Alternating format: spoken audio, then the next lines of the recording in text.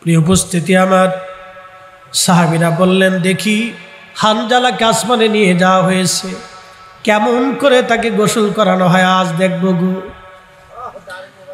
সাহাবায়ে কেরাম আল্লাহর ফেরেশতারা হানজালাকে আসমানে নিয়ে যে গোসল দিলেন, গোসল করাইয়া নিচে নামাইলেন। হানজালাকে উহুদে নামানোর পরে আল্লাহু আকবার, হাজার হাজার সাহাবী তার সাক্ষী ছিল। হানজালাকে, হযরতে হানজালা রাদিয়াল্লাহু আনহুকে উহুদে নামানোর পরে ওনার দাড়ি, ওনার চুল বেয়ে বেয়ে টপ টপ টপ টপ করে আল্লাহর হাউজে কাউসারের পানি টপ টপ করে উহুদে পড়তেছিল। তখনও একবার আওয়াজ তুলে বলা যাবে কি আল্লাহু আকবার। প্রিয় উপস্থিতি, উহুদ থেকে আমাদের অনেক কিছু শিকার আছে। এটা মহাব্বতে জাতি, মহাব্বতে জাতি। ইশকে রাসূল এত পরিমাণে কালবের ভিতরে ছিল যে নিজেকে স্থির রাখতে পারে। এটা মহাব্বতে জাতি, জাতি মহাব্বত। ওই যে লা ইউমিন আহাদুকুম হাত্তা আকুনা আহাব্বা ইলাইহি মিন ওয়ালিদিহি ওয়া ওয়ালাদিহি। মা সন্তানের জন্য জীবন দিতে প্রস্তুত থাকে, একটা বাবা সন্তানের জন্য নিজের জীবনকে উপেক্ষা করে কলিজার ভিতর থেকে ভালোবাসে। হানজালা, মালিক ইবনে সানানা, এরকম কলিজার ভিতর থেকে হযরতে বেলাল, হযরত আবু বকর, হযরত উসমান, হযরত আলী, হযরত ওমর, তালহা, জুবাইর, আব্দুর রহমান ইবনে আউফ, সাদ বিন আবি ওয়াক্কাস, সাইদ ইবনে জুবাইর, আবু উবাইদা ইবনে জাররাহ, সাহাবায়ে کرام আজমাইন রিদওয়ানুল্লাহি তাআলা আলাইহিম আজমাইন, আশিক রাসূল রাদিয়াল্লাহু আনহুম, তারা নিজের জীবনকে উপেক্ষা করে জীবনের ভিতর থেকে, কলিজার ভিতর থেকে আল্লাহর রাসূলকে মহব্বত করে হানজালা পৃথিবীতে ইতিহাস রচনা করে গেছে। হে নবীর উম্মত, আমি আমার জীবনের সবটুকুন রাসূলকে দিই। আল্লাহ আমাকে আসমানেরই ফেরেশতা দিয়ে গোসল করাইয়া আজীবনের জন্য গসলুল মালায়েকা করে রাখলেন। একসাথে বলা যাবে সুবহানাল্লাহ। ছোট করে দেখার সুযোগ নাই, হ্যাঁ, দেখলেই আপনি বিপদে পড়বেন। মেহশর কায়েম হবে, আল্লাহর আদালত বসবে, প্রত্যেক প্রাণীকুলের বিচার হবে, মানব জাতির বিচার ফয়সালা হবে, ফেরেশতাদের হিসাব টানা হবে, জিন জাতির হিসাব টানা হবে, আল্লাহর সৃষ্টির যত মাখলুক আছে সবার হিসাব টানা হবে সেই দিন। আহা, সেই দিন কুত্তা বিলাই গরু ছাগলের হিসাব টানা হবে। ভাবছেন আপনারটা টানা হবে না? হিসাব টানা হবে। যদি হিসাব চেয়েই বসে তাহলে সর্বনাশ হয়ে যাবে। যদি হিসাব চেয়ে বসে তাহলে মহা সর্বনাশ হবে, যেই সর্বনাশ আপনি আর কোনোদিনও পুষাইতে পারবেন না। এই জন্য মাহফিলগুলিকে ভালোবাসবেন, আল্লাহ রসুলকে কেন্দ্র করে যত মাহফিল হয় ভালোবাসবেন, অ্যাটেনশন খুব মনোযোগ দিবেন, কথাগুলি ভালো করে শুনবেন। এই যে মাথায় পাগড়ি দেখতেছেন, আমি মাঝে মধ্যে বলি পাগড়ির ভিতরে টুপি আছে, এই টুপিটার দাম কত হলো? এটা একটা কাপড় দিয়ে বানানো, কয়েক পর্ত কাপড় দিয়ে এটা তৈরি করছে। এই কাপড়ও যে কাপড়, এই পাঞ্জাবির কাপড়ও সে কাপড়, লুঙ্গির কাপড়ও সে কাপড়। আদার্স অন্যান্য কাপড় পড়ে গেলে মানুষ উঠে চুমা দেয় না, কিন্তু টুপিটা মাথার উপর থেকে পড়ে গেলে এটা ঝেড়ে পুষে পরিষ্কার করে কেউ চুমা খায়, কেউ মাথাতে দেয়। কারণ কি? আল্লাহ রসুল এটা মাথায় দিয়েছেন, এটা পায়ে দেন নাই, নবীজি মাথায় দিয়েছেন। আল্লাহ রসুল মাথায় দেওয়ার কারণে একটা কাপড়ের দাম যদি বেড়ে যায়, তো রসুলকে কেন্দ্র করে মাহফিল হওয়ার কারণে মাহফিলেরও দাম বাড়ছে, যারা সাজাইছে তাদেরও দাম বাড়ছে, যারা আসছে তাদেরও দাম বাড়ছে, যারা বিরোধিতা করছে তারা কিছু পান নাই, এবং কিয়ামত পর্যন্ত আশা করি কিছু পাবেন না, পাবেন শুধু দুটো ঘোড়ার ডিম। কি কথা কর না কেন? কি পাবে? যার কোনো অস্তিত্ব দুনিয়াতে, ও কল্পনাই শুধু দেখবে, স্বপ্নেই শুধু দেখবে ঘোড়ার ডিম, ঘোড়ার ডিমই পাবেন, কিচ্ছু পাবেন না। বরং আমরা যারা আসছি, বসছি, সাজাইছি, আমরা কিছু পাবো, কারণ এটা রসুলকে কেন্দ্র করে। একসাথে বলবেন না মারহাবা? আর একটু বুঝে, কোরআন শরীফ বাড়িতে আছে, কোরআন শরীফের উপর মলাট আছে, গিলাফ আছে। আচ্ছা, যখন চুমা খান তখন গিলাফ সহ না গিলাফ সারা? এই কোরআনের গিলাফ আপনি যদি কোরআন থেকে সরাই নেন, তার 4 পয়সা দাম নেই, 4 পয়সাও। কিন্তু যত সময় পর্যন্ত কোরআনের সাথে লেগে থাকে তখন ওই গিলাফেরও দাম থাকে। মানুষ মাথায় নিলে গিলাফ সহ নেয়, বুকে নিলে গিলাফ সহ নেয়, চুমা খাইলে গিলাফ সহই দেয়। তো কোরআনের সাথে লেগে থাকার জন্য যদি নিসবত হওয়ার জন্য যদি একটা গিলাফের মর্যাদা বাড়ে, একটা কাগজের টুকরার বেড়ে যায়, প্লাস্টিকের টুকরার দাম বেড়ে যায়, কাপড়ের টুকরার যদি দাম বেড়ে যেতে পারে, তাহলে আল্লাহ রসুলের সাথে এই মাহফিলের সম্পর্ক হওয়ার কারণে এই মাহফিলেরও দাম বাড়ছে, আমাদেরও দাম বাড়ছে, যারা সাজাইছে তাদেরও দাম বাড়ছে, যারা বিরোধিতা করতেছেন তারা পাবেন এই ঘোড়ার ডিম। কি কথা কর না কেন, ঠিক কি না? ঘোড়ার ডিম পাবেন, অসুবিধা নেই, ওটা নিয়েই থাকে। তোমরা তারা অনুপস্থিতি বেজার হওয়ার কিছু নেই, এখান থেকে আমাদের অনেক কিছু বোঝার আছে। হযরত হানজালা তিনি ইচ্ছা করলে উহুদে নাও আসতে পারতেন, গোসল করেও আসতে পারতেন, কিন্তু এশকে রসুলের তারা তিনি নিজেকে স্থির রাখতে পারেন নাই, চলে আসছেন।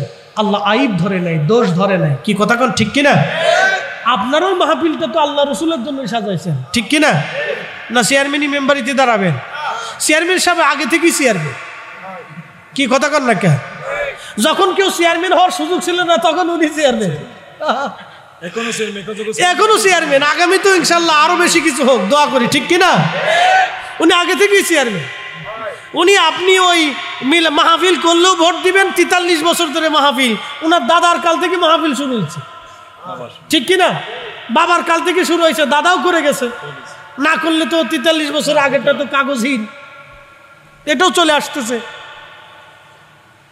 তা আপনারা এখানে বসে রয়েছেন, আপনাদেরকে তো কেউ টাকা পয়সা কেউ কিছু দেবে না। আপনাদের দুনিয়াবি স্বার্থের জন্য কেউ বসে থাকেন নাই, এখানে আসছেন শুধু আল্লাহ রসুলকে মহাব্বত করে, আল্লাহকে ভালোবাসে, আল্লাহকে খুশি করার জন্য, রসুলকে মহাব্বত করে আল্লাহকে খুশি করার জন্য, ঠিক কিনা? তো এই মাহফিল আল্লাহ রসুলকে কেন্দ্র করে। ফতোয়া দিলে দিতে পারে, এটা তার ব্যক্তিগত বিষয়, কারণ বাক স্বাধীনতা সবার আছে, স্বাধীনতা সবার আছে। কে আমাদের মন্দ বলতে পারে, স্বাধীনতা তার আছে। তবে একটা কথা বলে দিয়ে যাই, সারা জীবন মনে রাখবেন, আল্লাহর রসুলকে কেন্দ্র করে, শানে মুস্তফাকে কেন্দ্র করে, মোহাব্বতকে কেন্দ্র করে, কোরআন সুন্নাহর রীতির ভিতরে থেকে কেউ যদি কিছু করে, তাহলে এটাকে মন্দ বললেন না, নিষেধ করেন না, এটাকে সহযোগিতা করেন, ভালোবাসা দিয়ে, তাহলে আশা করি আপনার ইজ্জত আল্লাহর দরবারে বাড়বে। মালিক ইবনে সানানার ইজ্জত বেড়ে গেল, ইমাম মালিকের ইজ্জত বেড়ে গেল, হযরতে হানজালা রাদিয়াল্লাহু আনহুর ইজ্জত বেড়ে গেল। আকাশচুম্বী ইজ্জত আল্লাহ দিলেন, আকাশচুম্বী।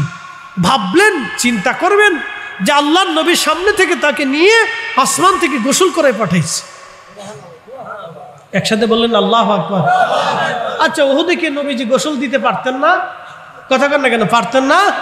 তো আল্লাহ আসমানি নিয়ে উনার গোসল দেওয়ানোর কারণ কি? দেখাই দিছে, আমার বান্দা তোমরা শিখে রাখো, আমার রসুলের ইশকে, নবীর মহাব্বতে এরকম কেউ যদি করে, তো আমি আল্লাহ তাকে বেহেশতের পানি দিয়ে গোসল করাবো। কথা কন, ঠিক কিনা?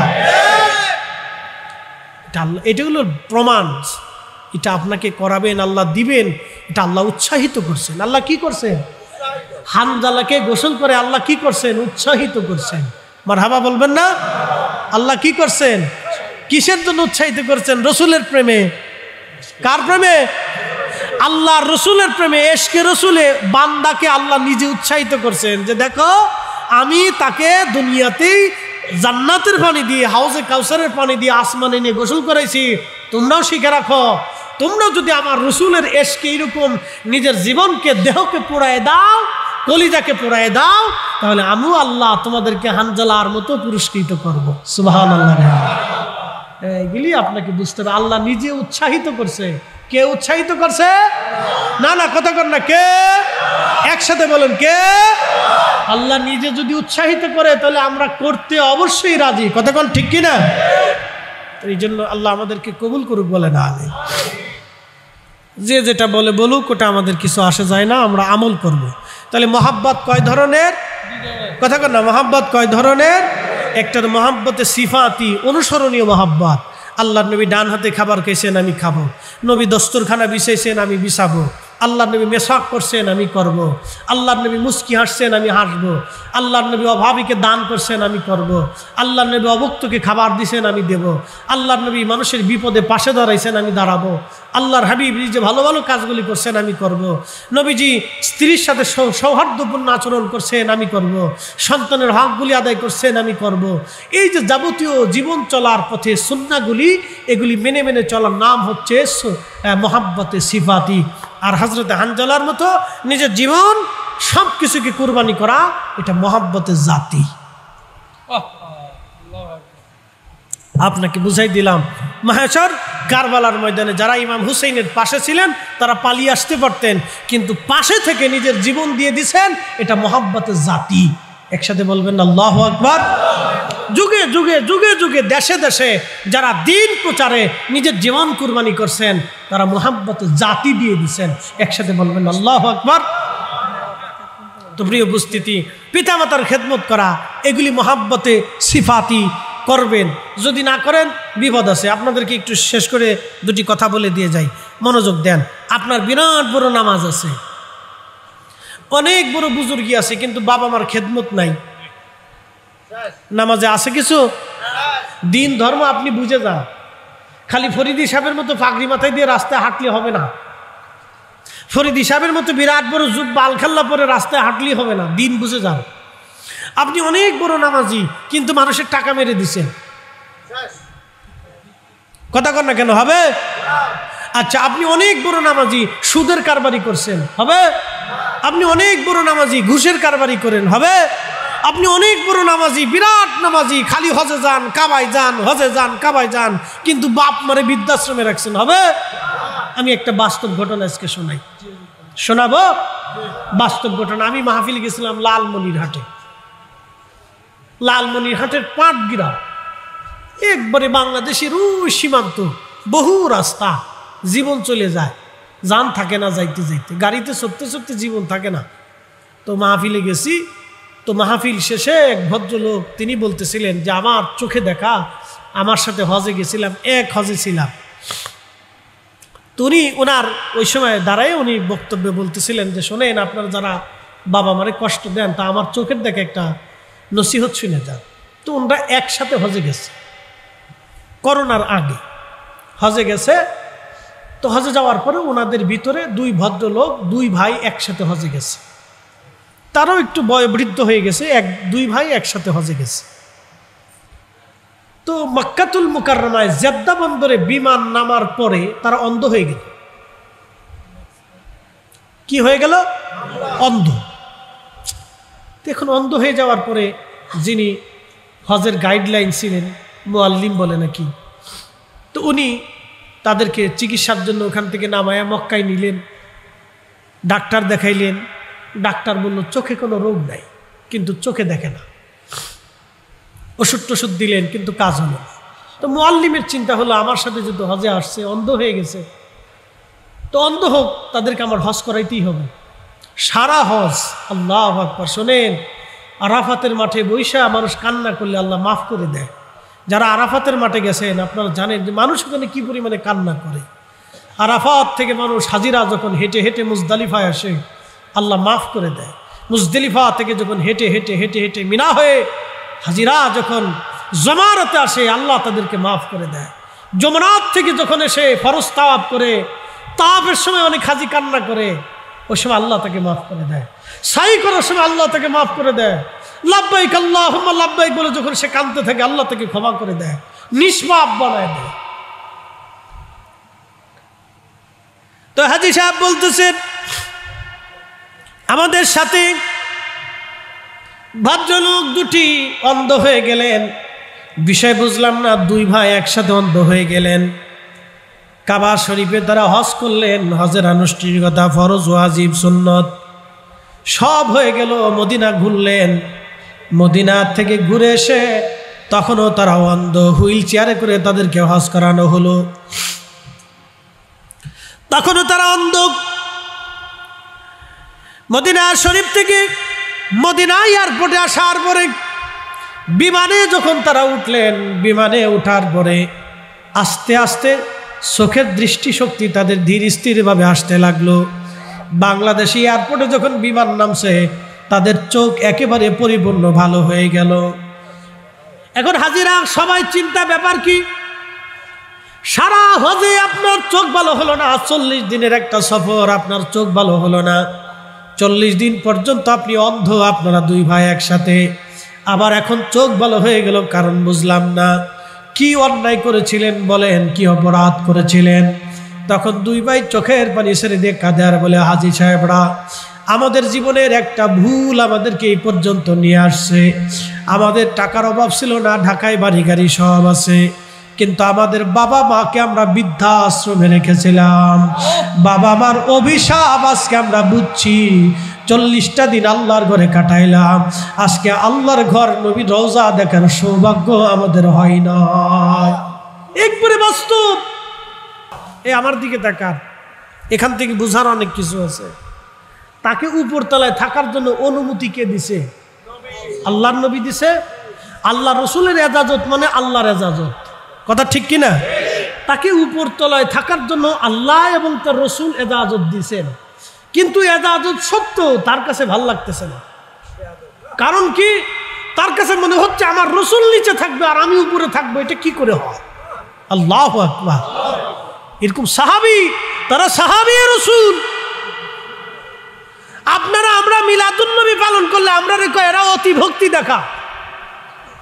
আরে রসুলের মিলাদের আলোচনার আয়োজনে যান, যদি আমাদের অতি ভক্তি হয়ে যায় তাহলে রসুলের সাহাবীকে কি বলবেন আপনি? আল্লাহ এবং তার রসুল এজাজত দেওয়ার পরেও তিনি উপরতলায় থাকতে চাচ্ছেন না। তিনি সকাল সকাল নিচে নেমে এসে বলতেছি, ইয়া রাসূলুল্লাহ ক্ষমা করে দিবেন, রাহমাতুল লিল আলামিন নিচে থাকবে আর আমি উপরে থাকবো, আমার জীবন চলে গেলেও এটা হতে পারে না।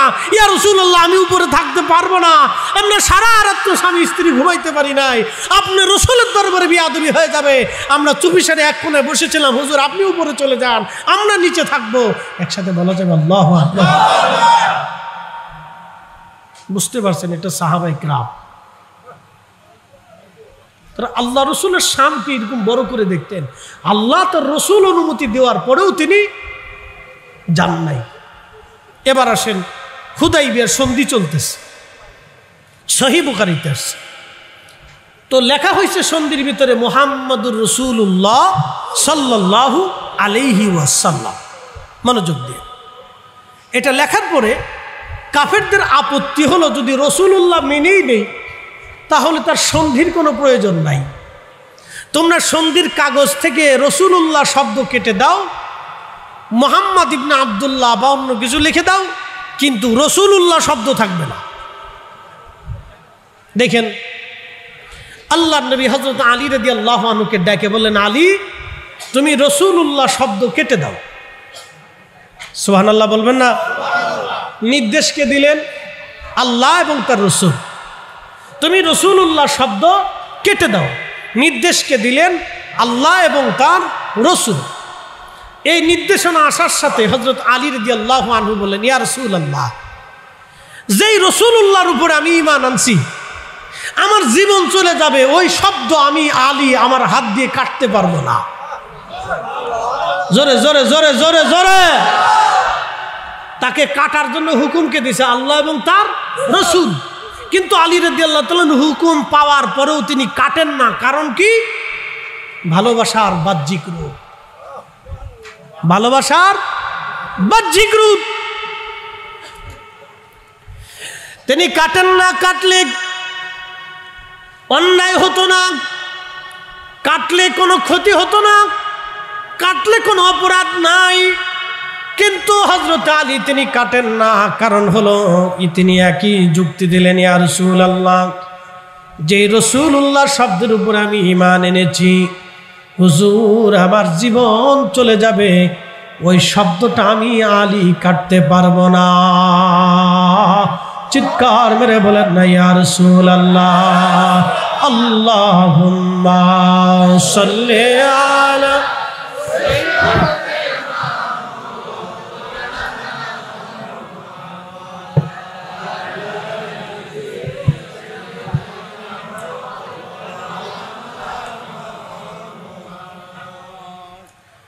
যে ভাইরা আমার বিরোধিতা করেন, যদি বলেন আপনি বেদাত, বেদাত বলার কারণে একজন মুসলমান যদি এই মাহফিলে না আসে আর সেই লোকটা যদি এই নিয়ামত থেকে মাহরুম হয়, কিয়ামতের ময়দানে আপনি কি পারবেন তার জবাব আল্লাহর দরবারে দিতে?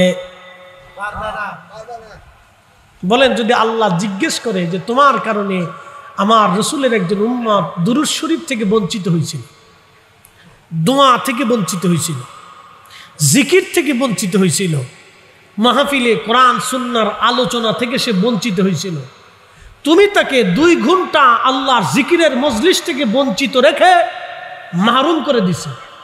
কেন মাহরুম করছো? এর জবাব তুমি আমাকে দিয়ে তারপরে বেহেশতে চলে যাও।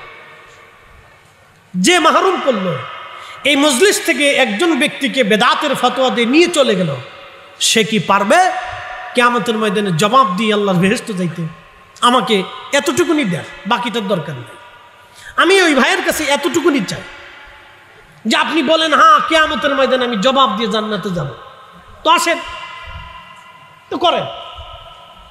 আর যদি বলেন না, 1 গিলাস পেয়ালা 1 কাপ চায়ের হিসাব দিয়ে জান্নাতে যাওয়ার ক্ষমতা আমার নাই, তাহলে আপনার আমার সাহস কি করে হয় আল্লাহ জিকিরের মজলিস থেকে একজন বান্দাকে মাহরুম করে সরিয়ে নিয়ে?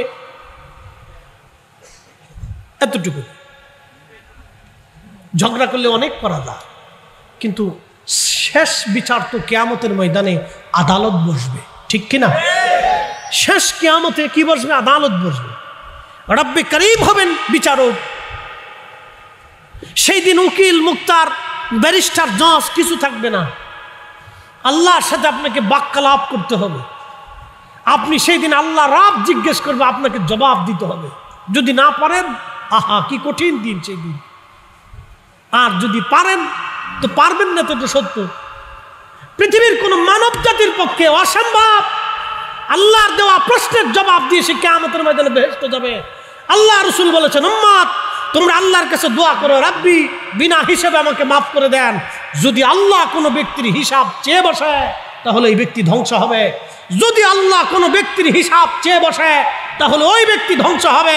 যদি আল্লাহ কোনো ব্যক্তির হিসাব চেয়ে বসে তো ওই ব্যক্তি ধ্বংস হবে। তোমরা বেশি বেশি দরখাস্ত করো, আল্লাহ বিনা হিসেবে আমাকে মাফ করে দেন, আল্লাহ আমাকে ক্ষমা করে দেন, আল্লাহ আপনার রহমত থেকে আমাকে বঞ্চিত করেন না। তুমি অধিক পরিমাণে ইস্তেগফার করো, দোয়া করতে থাকো, কান্নাকাটি করতে থাকো। আপনি হাসরের ময়দানটাকে এত সহজ করে দেখছেন, এটা কি ছেলে খেলা না বাংলাদেশের আদালত পাইছেন যে পয়সা করে দিলি সিস্টেম হয়ে যাবে?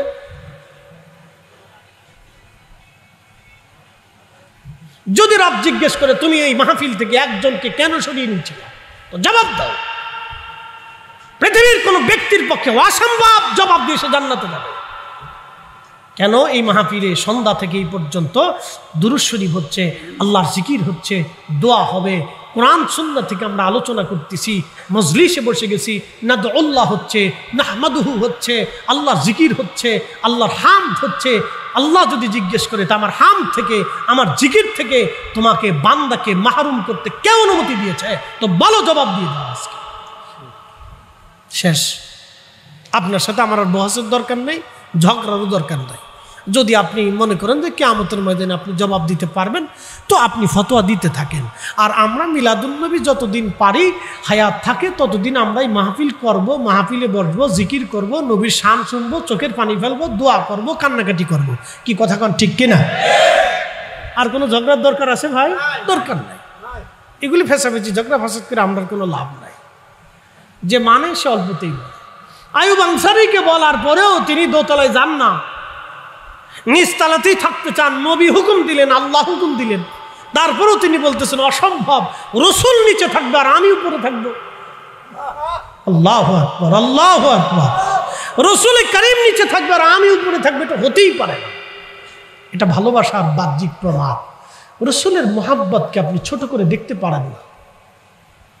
আল্লাহর হাবিবের কোনো মোহাব্বতকে আপনি ছোট করে দেখতে পারেন না। দেখলে আপনার জীবনে ভুল হয়ে যাবে।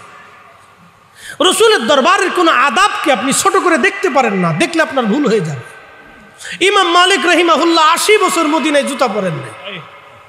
আপনি কল্পনা করতে পারবেন? এখানে অনেক হাজিরাত আছেন, অনেক মদিনাতে গেছেন,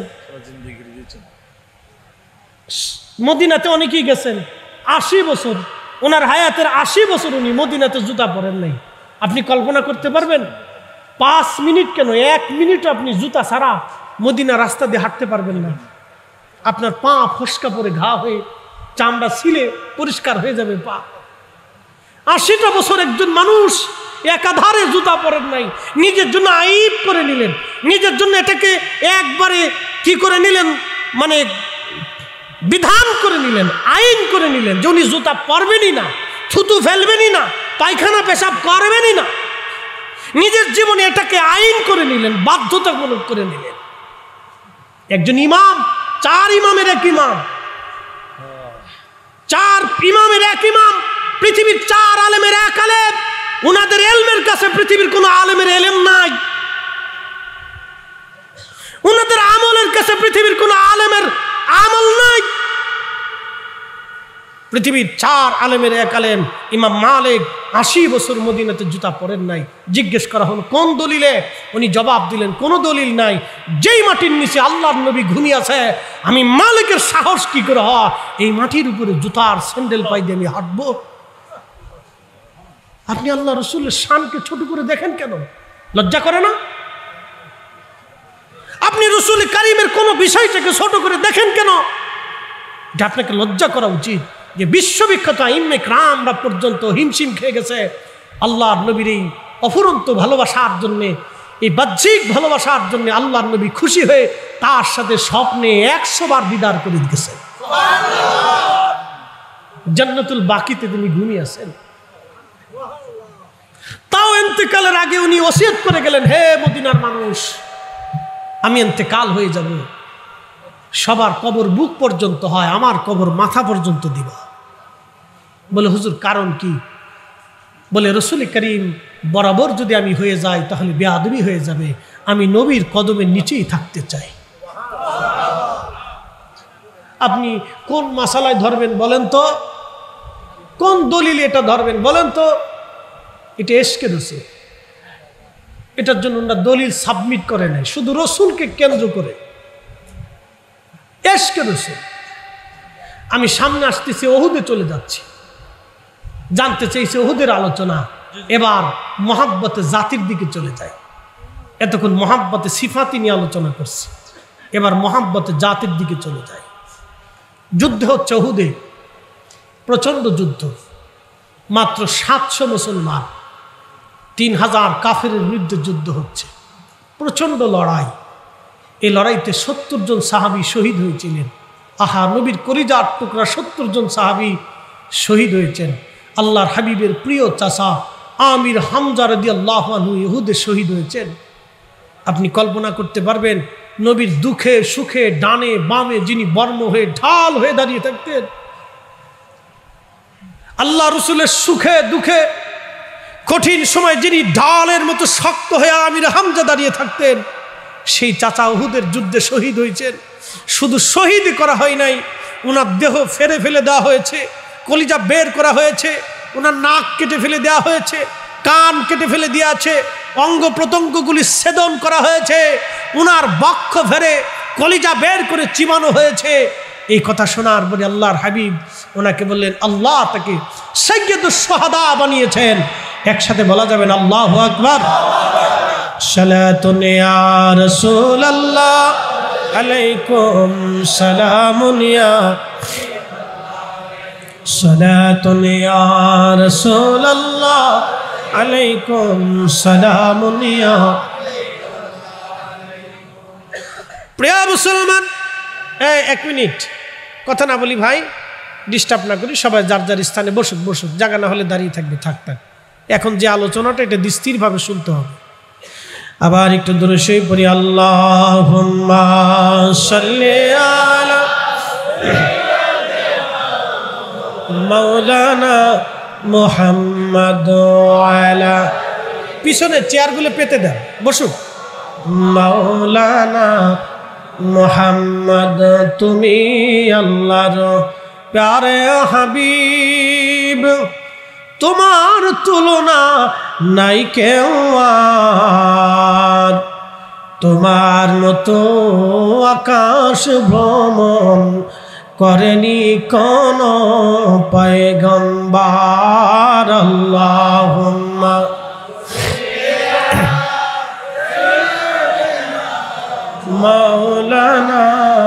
মুহাম্মদ ওয়া আলা আলি সাইয়্যিদিনা। নবীর ইশকে যার দিল ভাই এ ভুবনে কাঁদে না। রোজ হাসরে ভাইজান তারা নবীজির দেখা পাবে না। আল্লাহ